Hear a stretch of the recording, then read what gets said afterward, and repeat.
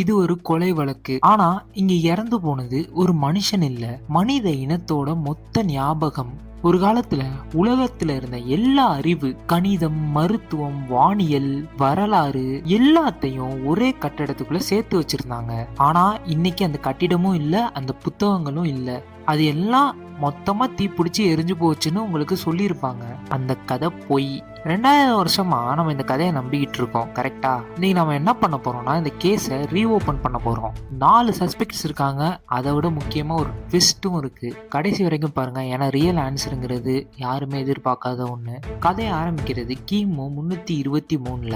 Alexander the great 32 வயசுல உலகத்துல பாதி இடத்த ஜெயிச்சிட்டாரு. ஜெயிச்சது மட்டும் இல்லாம திடீர்னு இறந்து போயிடுறாரு. அவர் இறந்ததுக்கு அப்புறம் அவரோட ராஜ்யம்ங்கிறது துண்டு துண்டா நொறுங்கி போகுது. அவர் கீழே இந்த ஜெனரல்ஸ் எல்லாம் என்ன பண்றாங்கன்னா, அவரோட ராஜ்யத்தை ஒவ்வொரு துண்டா பிரிச்சு எடுத்துக்கிறாங்க. அதுல ஒருத்தவன் பேர் தான் டோல்மி. இவன் என்ன பண்றான்னா எஜிப்தை எடுத்துக்கிறான். மற்ற ராஜாக்கள்லாம் என்ன பண்ணாங்கன்னா பெரிய ராணுவம், பெரிய கோட்டை, தங்கம், ஆயுதம். ஆனா அந்த டோல்மியோட ஃபேமிலி மட்டும் வேற மாதிரி யோசிச்சாங்க.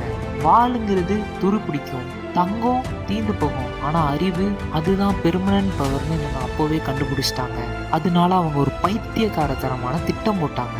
இந்த மொத்த உலகத்துல எழுதப்படுற எல்லா புத்தகத்தையும் அலெக்சாண்ட்ரியாங்கிற நகரத்துக்கு கொண்டு வரணும்னு. இதுக்காக இவங்க ஒரு லைப்ரரி மட்டும் கட்டல, மௌசியான்னு ஒரு முழு ரிசர்ச் சென்டரையே உருவாக்குனாங்க. இதை நம்ம உலகத்தோட முதல் யூனிவர்சிட்டினே சொல்லலாம். வைதவே இன்னைக்கு நம்ம யூஸ் பண்ற வேர்ட் மியூசியமே இதுல இருந்து வந்துச்சுன்னு தான் பேசிக்கிறாங்க. அங்கே யார் இருப்பாங்கன்னு பார்த்தீங்கன்னா சயின்டிஸ்ட், கணித மேதைகள், கவிஞர்கள். இவங்க எல்லாருக்கும் ஃப்ரீ சாப்பாடு, ஃப்ரீயாக தங்குற இடம். ஆனால் இவங்களுக்கு இருக்கிற ஒரே வேலை என்ன தெரியுமா? எதை பற்றியாச்சும் யோசிச்சுக்கிட்டே இருக்கணும், எதையாச்சும் கண்டுபிடிச்சிக்கிட்டே இருக்கணும், அதுக்கப்புறம் அது புத்தகத்தில் எழுதணும். இவங்க புத்தகங்களை சேகரித்த முறையே ஒரு வித்தியாசமான முறை. ரூல் நம்பர் 1 என்ன தெரியுமா? அலெக்சாண்ட்ரியாவுக்கு எந்த ஒரு கப்பல் வந்தாலும் அதை ஏறி சோதனை போடுவாங்க. தங்கத்துக்காகவோ ஆயுதத்துக்காகவோ கிடையாது. அதில் ஏதாச்சும் ஒரு புத்தகம் இருந்துச்சுன்னா அதை எடுத்துருவாங்க. அந்த புத்தகத்தை எடுத்துட்டு அதை ஒரு காப்பி பண்ணிடுவாங்க. காப்பி பண்ணிட்டு காப்பியை ஓனர்கிட்டையும் ஒரிஜினலை இவங்களோட அலெக்சாண்ட்ரியா லைப்ரரியில வச்சிருவாங்க. அதை ஒரு தனி செக்ஷனா கப்பல்ல இருந்து வந்துச்சுன்னே பிரிச்சும் வச்சிருவாங்க. இது ஒரு பக்கம் இருக்கட்டும், இதோட பெரிய ஸ்கேம்லாம் அவங்க பண்ணியிருக்காங்க. ஏத்தன்ஸ் ஒரு இடத்துல கிரீக்ஸோட மொத்த நாடகம்லாம் இருக்கும்ல, அந்த எல்லா புக்ஸுமே அவங்கள்ட்ட ஒரிஜினல் காப்பி இருந்துச்சு. சொஃபோக்ளஸ், யூரிபிடஸ் மாதிரியான லெஜெண்ட்ஸ் கையிலேருந்து எழுதின அஃபிஷியல் நாடகங்கள். இந்த டோல்மின்னு ஒருத்தர் சொன்னேன்ல, அவர் தான் இது எல்லாமே ஆரம்பிச்சாரு. அவரோட வகைராவை சேர்ந்த டோல்மி 3 என்ன பண்ணாரு தெரியுமா? இந்த புக்கெல்லாம் எனக்கு தாங்க, நான் காப்பி மட்டும் பண்ணிட்டு உங்கள்ட்ட ஒரிஜினல் தந்துடுறேன்னு வாங்கிட்டு போனாரு. அவங்க நம்பணுங்கிறக்காண்டி பல கோடி மதிப்பிலான வெள்ளியை டெபாசிட்டா அவங்கள்ட்ட கொடுத்துட்டு போனாரு. அப்புறம் என்னாச்சு தெரியுமா? ஒரிஜினல்ஸை தனக்கிட்டே வச்சுக்கிட்டு காப்பியை மட்டும் அவங்களுக்கு திருப்பி கொடுத்து விட்டாரு. அதுக்காக அவர் கொடுத்த டெபாசிட்டை அவர் திரும்பவும் பெறல. வரலாற்றிலே மிகப்பெரிய லைப்ரரி ஃபைன் இதுதான் எனக்கு தெரிஞ்சு. இப்படியே சேர்ந்து லட்சக்கணக்கான புக்ஸ் அங்கே இருந்தாலும் பழைய ரெக்கார்ட்ஸ் என்ன சொல்லுது தெரியுமா? கரெக்டான எண்ணிக்கை என்னன்னு யாருக்குமே தெரியாதான். இதுக்கு பல்வேறு டிபேட்ஸ் இருக்கு. 40,000 இருந்து 4 லட்சம் வரை இருக்கலாம்னு பேசிக்கிறாங்க. ஆனா ஒண்ணு மட்டும் கன்ஃபார்ம், அந்த காலத்துல ஒரே வீட்டுல ஒரு புக் இருந்தாலே அது ரொம்ப பெரிய விஷயம். அப்படி இருக்கும்போது ஒரு லைப்ரரியே கிரியேட் பண்ணி அவ்வளோ புக்ஸை சேகரித்து வச்சுருந்தா அது எவ்வளோ பெரிய விஷயம்னு யோசிச்சு பாருங்க. ஆனால் நீங்கள் நினச்சிக்கிட்டு இருக்கீங்க அங்கே இருக்க ரியல் ட்ரெஷர் புக்ஸ் மட்டும்னு. அங்கே வேலை பார்த்த மனுஷங்கள்லாம் என்ன பண்ணாங்கன்னு நான் சொன்னேன்னா அவங்க மைண்டே ப்ளோ ஆகும். கிமு 240ஓட காலகட்டம். எரட்டோஸ்தெனஸ்னு ஒரு லைப்ரரியன் ஒரு ஸ்க்ரோல் படிக்கிறான். வருஷத்தில் ஒரு குறிப்பிட்ட நாளில் மட்டும் சரியாக மதிய நேரத்தில் கிணத்துக்குள்ள சூரிய ஒளிங்கிறது நேரா விழுது, நிழலே இல்லாம. சாதாரண ஆளுக்கு ஜஸ்ட் ஒரு வேடிக்கை. ஒரு சாதாரண விஷயத்தை வச்சு அவர் பூமி தட்டை இல்லை அப்படின்னு அப்போவே கண்டுபிடிச்சிருக்காரு. அலெக்சாண்ட்ரியா அறிவுலகத்தோட காலத்துல அரிஸ்டாச்சஸ் அப்படிங்கிற ஒரு வானியல் அறிஞர் ஒரு புத்தகத்துல எழுதுறாரு, பூமி தான் சூரியனை சுத்துது, சூரியன் சென்டர்ல இருக்குங்க. அப்போ இவரை பார்த்து உலகம் என்ன சொன்னிச்சு தெரியுமா? பைத்தியம் அப்படின்னு சொன்னிச்சு. அரிஸ்டாச்சஸ் எழுதின ஒரிஜினல் புக்கு ஆக்சுவலி இன்னைக்கு வரை யாருக்குமே கிடைக்கல. ஆனா இந்த ஒரு விஷயம் உலகத்துக்கு எப்படி தெரிய வந்துச்சு தெரியுமா?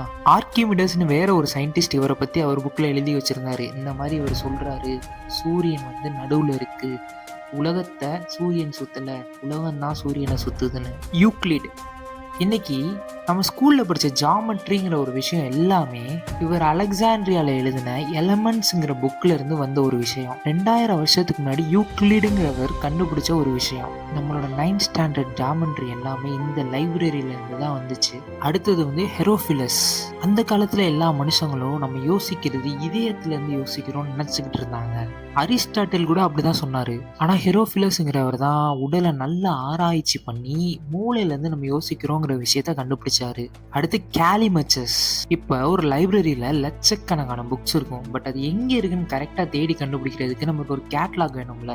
அதை கண்டுபிடிச்சவர் தான் இவர்.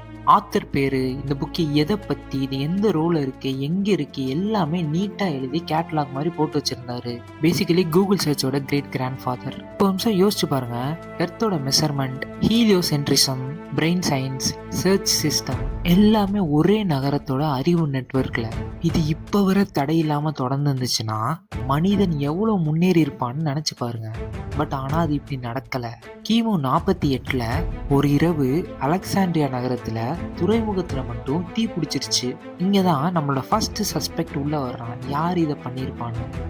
இந்த பேரை நீங்க எல்லா இடத்துலையும் கேள்விப்பட்டிருப்பீங்க, ஜூலியஸ் சீசர்.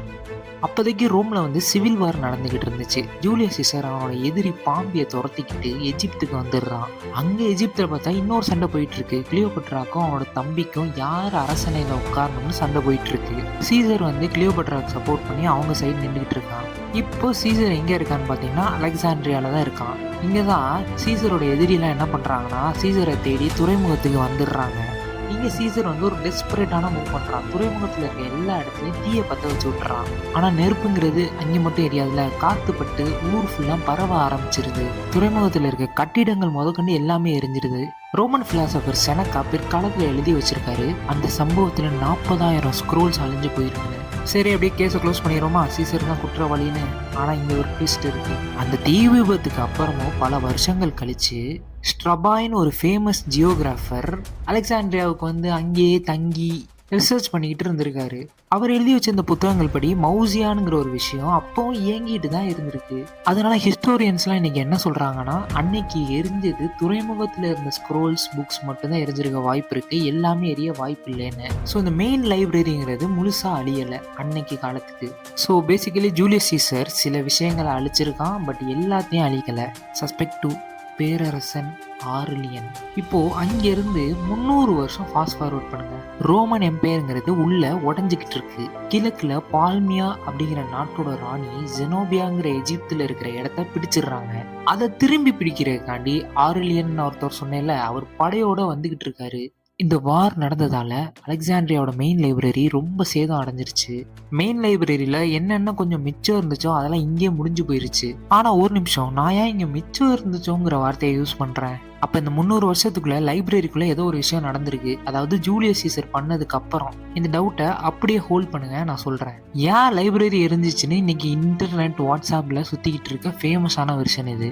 கிபி 642ல அராப் படைகள் வந்து அலெக்சாண்ட்ரியாவை கைப்பற்றிடுறாங்களாம். கைப்பற்றினதுக்கு அப்புறம் என்ன ஆயிடுச்சுன்னா ஓமர் அப்படிங்கிற ஒருத்தவர் ஒரு ஆர்டர் போடுறாரு. என்ன ஆர்டர்னு கேட்டீங்கன்னா, அந்த புத்தகங்கள் நம்மளோட வேதத்தோட ஒத்து போனுச்சுன்னா அது தேவையில்லை, ஒருவேளை அது ஒத்து போகாட்டி அது இருக்கவே கூடாது.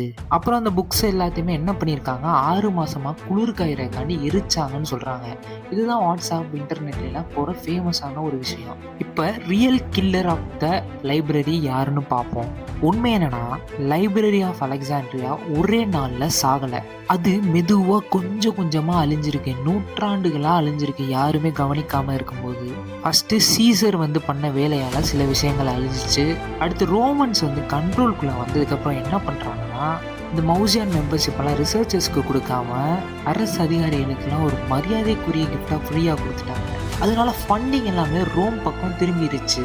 இன்னொரு முக்கியமான விஷயம் நல்லா நீங்க கவனிக்க வேண்டியது, பப்பைரஸ் அப்படிங்கிற ஒரு விஷயத்துல தான் இந்த ஸ்க்ரோல்ஸ் புக்ஸ் எல்லாமே எழுதப்பட்டிருந்துச்சு. பப்பைரஸ்க்கு ஒரு கொடூரமான பலவீனம் இருக்கு. அலெக்சாண்ட்ரியா மாதிரி கடலோர பகுதியில் அது இருக்கிறதுனால அந்த பேப்பர்ல எல்லாம் ஈரப்பதம் பட்டு இருக்காது. அது கொஞ்ச நாள்ல அழிஞ்சு போயிரும். கொஞ்ச நாள்னா நான் இங்க சொல்ல வர்றது சில நூற்றாண்டுகள்ல. அப்போ இது அழியாம இருக்கணும்னா என்ன பண்ணணும்? யாராச்சும் உட்காந்து இத 50 வருஷத்துக்கோ, 100 வருஷத்துக்கோ காப்பி பண்ணிக்கிட்டே இருக்கணும். காப்பி பண்றதுக்கு ஆட்கள் வேணும். அவங்களுக்கு சம்பளம் குடுக்கணும். சம்பளம் குடுக்கணும்னா அதுக்கு பட்ஜெட் வேணும். இப்படிலாம் பண்ணாம விட்டா தீப்பட்டு தான் அது அழிஞ்சு போகணும்னு அவசியம் கிடையாது. புக்ஸ்லாம் அதுவே மக்கி அழிஞ்சு போயிரும். இந்த நெருப்பு, கிருப்புன்னு சொல்றது எல்லாமே ஒரு ஹெட்லைன்ஸ் தான். ஆனா அதுக்கு பின்னாடி நெறைய விஷயங்கள் நடந்திருக்கு. ஒரு சொசைட்டி அறிவுக்கு மதிப்பு குடுக்கறத நிறுத்திட்டா, அத அழிக்கிறதுக்கு எந்த ஒரு வில்லனும் தேவையில்ல. ஒரு வரியில சொன்னா லைப்ரரிலாம் தீயால சாகுறது கிடையாது. அதுக்கு போதிய பட்ஜெட் ஒதுக்காததால தான் அது அழிஞ்சு போகுது. இன்னொரு விஷயம் நான் இங்க சொல்லியே ஆகணும். அதாவது அலெக்சாண்ட்ரியா மட்டும் இன்னைக்கு வரை இருந்துச்சுன்னா, நம்ம எங்கேயோ டெவலப் ஆகி வேற ஒரு விஷயத்தெல்லாம் பண்ணிட்டு இருந்திருப்போம்னு சொல்றாங்க. பட் அது கொஞ்சம் ஓவர்.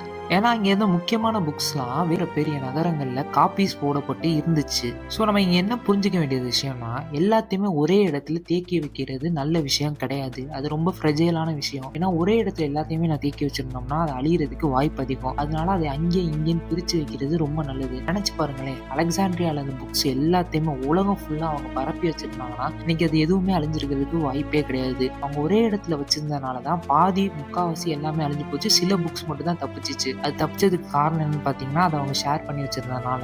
அறிவுங்கிறது நெருப்பால ஒண்ணும் அழியல. அலட்சியத்தால தான் அழிஞ்சிருக்கு. இன்னைக்கு நீங்க நினைச்சு பாருங்களேன். இன்னைக்கு அலெக்சாண்ட்ரியா மாரி நமக்கு இருக்கிற ஒரு விஷயம் வந்து இன்டர்நெட். இன்டர்நெட்ல தான் எல்லா விஷயமுமே தேங்கி போயிருக்குது. ஒருவேளை அந்த இன்டர்நெட் சர்வர்ஸ் அப்புறம் ஆர்கைவ்ஸ்ன்னு சொல்ற அது எல்லாமே அழிஞ்சு போச்சுன்னா நம்ம என்ன பண்றது? அலட்சியமா இருந்தா அது கூட நடக்க வாய்ப்பு இருக்கு. ஒருவேளை அது நடந்துச்சுன்னா நம்ம எல்லாத்தையும் ஃபர்ஸ்ட்ல இருந்து திருப்பி ஸ்டார்ட் பண்ற நிலைமைக்கு போயிருவோம். அலெக்சாண்ட்ரியாவை தான் அலட்சியத்தால அழிச்சிட்டாங்க. பட் இந்த இன்டர்நெட்டுங்கிற ஒரு பெரிய லைப்ரரிய அலட்சியத்தால அழிக்காம இருந்தா அது நமக்கு நல்லது. ஸோ இந்த வீடியோ பிடிச்சிருந்துச்சுன்னா லைக் பண்ணுங்க, ஷேர் பண்ணுங்க, சப்ஸ்கிரைப் பண்ணுங்க. நான் உங்களை அடுத்த வீடியோல சந்திக்கிறேன். பாய்.